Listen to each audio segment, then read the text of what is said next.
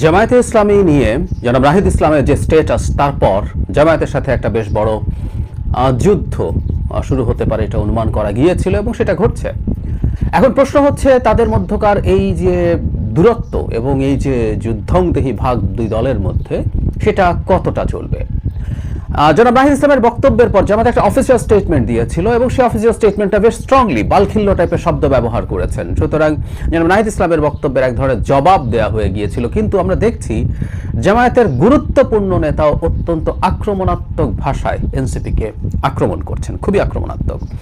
আমরা গতকাল সারা দিন দেখেছি যে একটা মন্তব্য জনাব গোলাম পরওয়ার, জামায়াতের সেক্রেটারি জেনারেল, তার একটা মন্তব্য নিয়ে খুবই আলোচনা হচ্ছে। তিনি এভাবে বলছেন, জামায়াতে ইসলামীর সঙ্গে পাল্লা দিতে গেলে তোমাদের আরো বহুদূর যেতে হবে। তোমরা নতুন ছাত্রদের দল, জন্ম নিয়েই বাপের সঙ্গে পাল্লা দিও না। একদম স্পষ্ট কথাবার্তা বলছেন। এছাড়া তারা বিএনপিকেও তিনি খুবই কঠোর সমালোচনা করছেন এবং আওয়ামী লীগের সুর শোনা যাচ্ছে বলছেন। এই ধরনের আলাপও তিনি মাঠে আনছেন। যদিও ফ্যাসিজম আসলে কার চরিত্রে আছে সেটা আমার একটা ডিফারেন্ট আর্গুমেন্ট আছে, আমি সেটা কথা বলেছি। আমি আবারও বলবো, জামাত এবং শিবির রাদার ফ্যাসিস্ট আচরণ করছে, সেই জায়গায় পরে আসবো।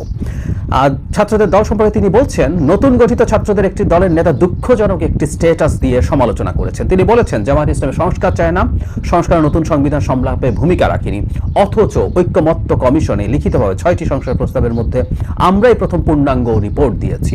তারা চাচ্ছেন আমরা যেন তাদের সমালোচনা করি, কিন্তু কেউ তো তাদের নামই নিচ্ছেন না।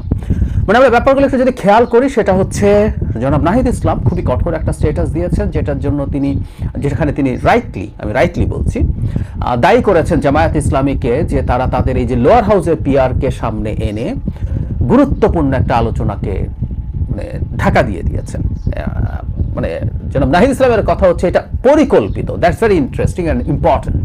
এটা ফ্যাক্ট যে লোয়ার হাউসের প্রপোর্শনাল রিপ্রেজেন্টেশন আদৌ কোনো আলোচনার ইস্যু ছিল না, এটাকে আলোচনার ইস্যু বানানো হলো এবং তার মাধ্যমে জনাব নাহিদ ইসলাম যেটা বলছিলেন যে ব্যাপারটা জুলাই সনদের আইনি ভিত্তি কিভাবে হবে, যখন এই আলোচনাটা সবচেয়ে গুরুত্বপূর্ণ হওয়ার কথা ছিল, সেই আলোচনা বাদ দিয়ে মানুষজন এই আলোচনায় ঢুকে গিয়েছিল।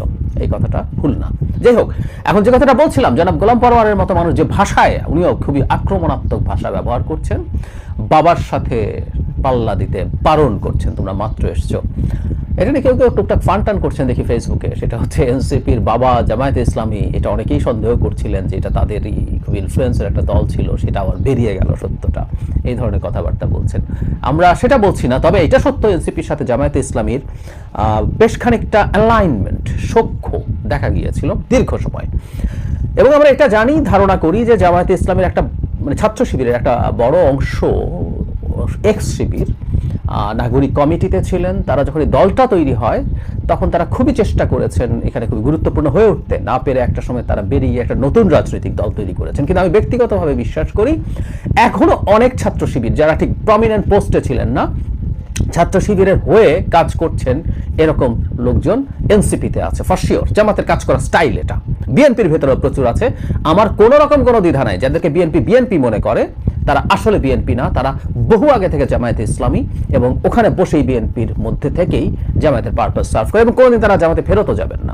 বিএনপির ভবিষ্যতে এই ব্যাপারটা আমি আলাদাভাবে কথা বলবো।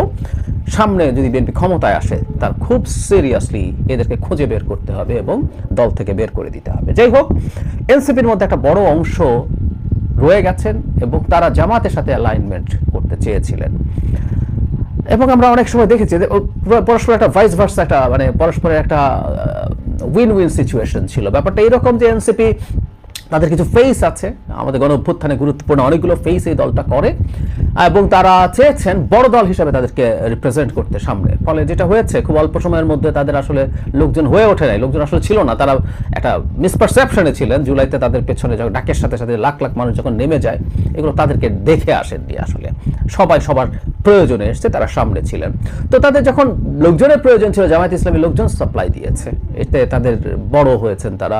এই ধরনের একটা পারসেপশন হয়েছে। তারা জুলাইয়ে যে সারা দেশে ঘুরেছেন, ধারণা করা হবে, বলা হয় যে বিরাট একটা অংশ এরকম জামাতের লোকজন ছিলেন। যখন জামাতের লোকজন তাদের সাথে থাকেন না, আমি ভুল না করলে পয়লা বৈশাখের সময় এরকম একটা প্রোগ্রামে অলমোস্ট লোকজন ছিলেন না। নির্বাচন কমিশন ঘেরাও করতে গেছেন, তখন লোকজন ছিল না। আবার আওয়ামী লীগ যখন নিষিদ্ধ করতে গেছে, তখন জামাত যখন আসলো, মোটামুটি লোকজন দেখা গেছে। সো এই ধরনের একটা উইন সিচুয়েশন, একজন একজনের প্রয়োজন মেটাচ্ছেন, এই ধরনের সিম্বায়োটিক একটা রিলেশনশিপ ছিল। কিন্তু এটা এখন অ্যাপারেন্টলি ভেঙে গেছে বলে মনে হয়। জামাতের জন্য এনসিপি খুবই গুরুত্বপূর্ণ। একটা হচ্ছে একটা মধ্যপন্থী দল তাদের জোটে আছে, আর ওই যে ওই ফেজগুলোকে ব্যবহার করতে পারা। এখন প্রশ্নটা হচ্ছে এই যে ভাঙন দেখা গেল, এটা কি ফরএভার হয়ে গেল কিনা, বা অ্যাটলিস্ট এই ইলেকশনের আগে এই ভাঙন আর জোড়া লাগবে না, এই পরিস্থিতি হলো কিনা।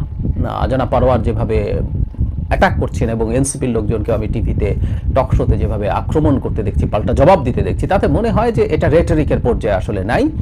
এবং আমি বাইরে যা ঘটছে, জনাব নাহিদ ইসলামের এই যে স্ট্যাটাস, সেটাকে নিয়েও কিন্তু আমি একই কথা বলেছিলাম যে এই কথাগুলো মানে র্যাশনাল, এগুলো খুবই যৌক্তিক কথা, খুবই ভিত্তি আছে বলে মনে করি। কিন্তু উনি জামাত 4 মাস ধরে শোরগোল করার পর লোয়ার হাউসের পিআর নিয়ে এখন কেন? জামাত বিট্রে করেছে, জুলাই সনদ সাইন করেছে, 1 2 হচ্ছে এনসিপিতে সম্ভবত এই আলোচনা ফাইনাল হয়েছে যে তারা যদি নির্বাচনে যান তাদের সমঝোতা সম্ভবত বিএনপির সাথে করতে যাচ্ছে। সেই কারণে আমি মনে করি সামনের দিনগুলোতে এই আক্রমণ পাল্টা আক্রমণ আরও বাড়বে, এবং এই নির্বাচনের আগে অন্তত জামায়াতের সাথে এনসিপির অ্যালাইনমেন্ট হচ্ছে না। জনাব পারোয়ার যে ভাষায় কথা বলছেন তাদের অফিসিয়াল স্টেটমেন্টের পরও, তাতে মনে হয় যে এটা জের আরও দীর্ঘ সময় চলবে। কারণ এই রিয়াকশনে স্টুডেন্টরা, তারা তরুণতর, তারা আরও বেশি ইমোশনাল, তারা আরও বেশি অ্যাগ্রেসিভ হতে পারে, তারা আবার বক্তব্য দিতে পারেন, আবার পাল্টা বক্তব্য আসবে, এই চলতে পারে। তারপরেও একটা কথা বলা হয় যে রাজনীতিতে শেষ কথা বলে কিছু নেই, সেই সম্ভাবনা থেকেই যায়, উড়িয়ে দেওয়া যায় না। কারণ বিএনপির সাথে যদি খুব ভালো নেগোসিয়েশন এনসিপি করতে না পারে, তখন আবার এই আলোচনা জামাতের সাথে কিছু হয় কিনা, হতে পারে।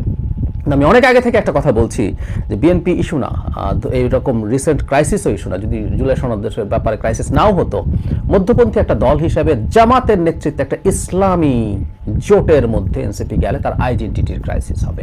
এটা এনসিপির মনে রাখা উচিত।